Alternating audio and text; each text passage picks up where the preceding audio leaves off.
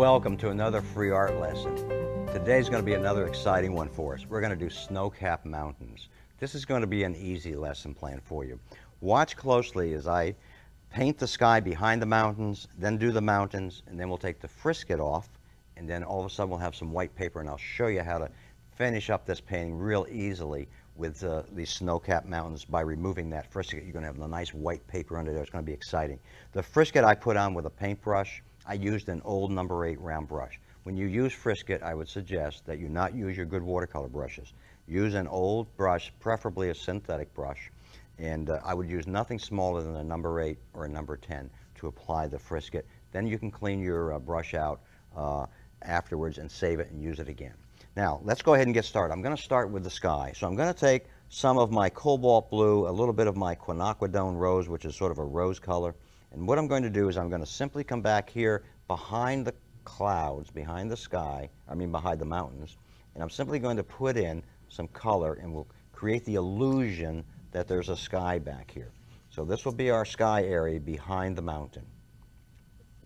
I'm going to change color a little bit. In this case, I've used a little bit of the, sort of the violet color. I'm going to come back and I'm going to switch over to just a cobalt blue, maybe a little touch of cerulean blue together, and we're going to have a nice little color change going on. So what I've done is I've got this color going on behind the mountains. Now, one of the reasons why I need this color behind the mountain is because when I pull that frisket off, I'm going to have white paper there. If I want that to be showcased, I've got to have a contrast of dark behind light in this case, since the mountains are going to be lighter. All right, so we'll take a little bit of our color and we'll create a little bit more of the sky up above, a few brush strokes. The lesson plan is really not about the sky, so we'll just put a suggestion there's an interesting sky back there and let it go at that. How's that? That's about as simple as I could paint one, I suppose. A couple little white clouds in there, some dark behind the mountains. Now what I'm going to need to do is I'm going to put in some color basically on this mountain right here. So I'm going to take a little bit of a light green and I'm going to come in here and just put in a nice interesting light value here. There's going to be some green in this area of the snow-capped mountains as well. So you're going to see that in this particular scene. Over here, I'll take and change that color. So the distant mountain is getting a little bit of that light green effect. Here I'm going to take and use a little bit of my ultramarine blue deep and maybe come in with a little bit of my hooker green deep. And then what I want to do is I want to come in and paint this particular side of the mountain that particular color. So you can see now there's a little difference between these two sides of the mountain. Here I might want to get just a little darker.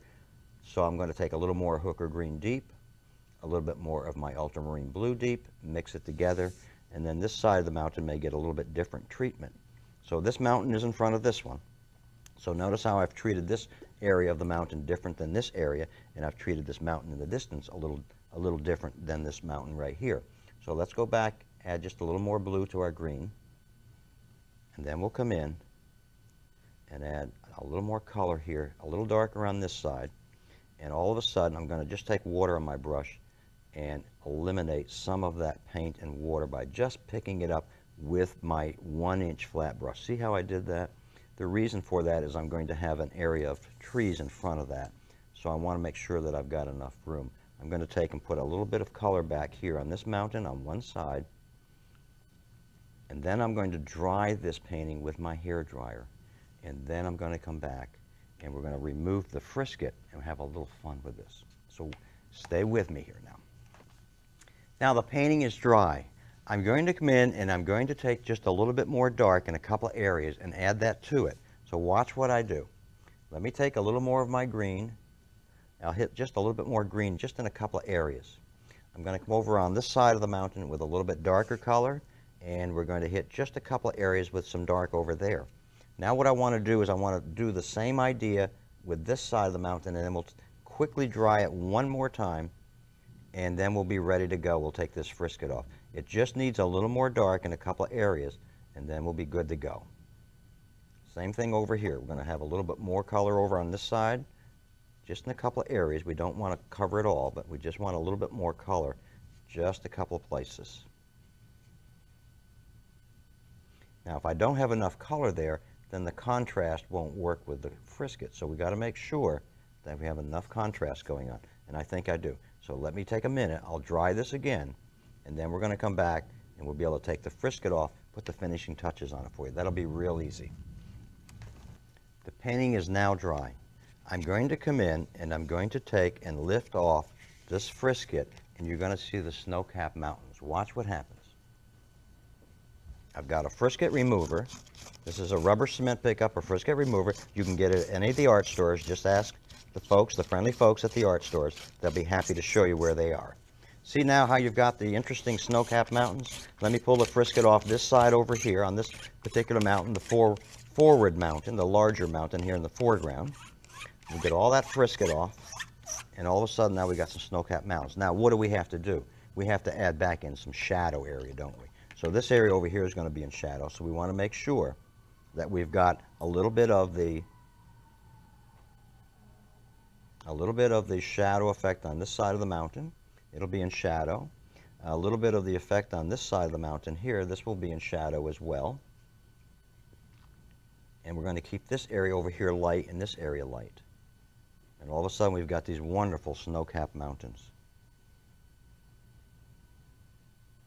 One other little trick here is to take and just soften a couple of edges. Let me show you a little trick. If you want to have a little bit softer edge in some of these areas, just take your finger with a little water from your brush and soften a couple of edges if you feel that it's a little bit too stark. See how I can do that just with the side of your finger? Very simple. You can also use a Q-tip to do this. But watch that. See how I've just softened a couple of edges so they don't jump out quite as hard edges? See that? How simple that is?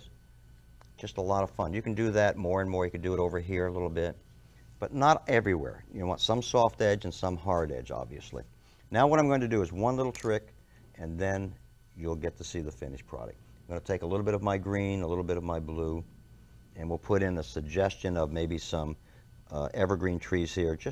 This is something you can do in your exercise, or if you want to make this into a little painting, you can do that as well.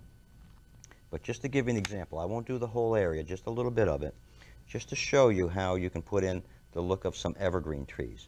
Now what you may want to do is not get too carried away and have too many trees, just a few.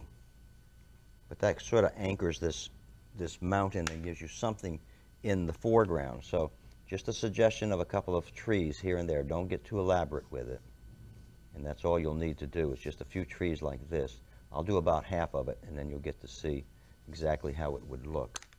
Take and pull the color away, like so, and you can see just the tops of those trees sticking up now. Remember, this is a long way away. It's miles away, so you're not going to see a lot of detail that far away. You'll just see the tops of these particular evergreen trees up here on the mountain. Just a suggestion now.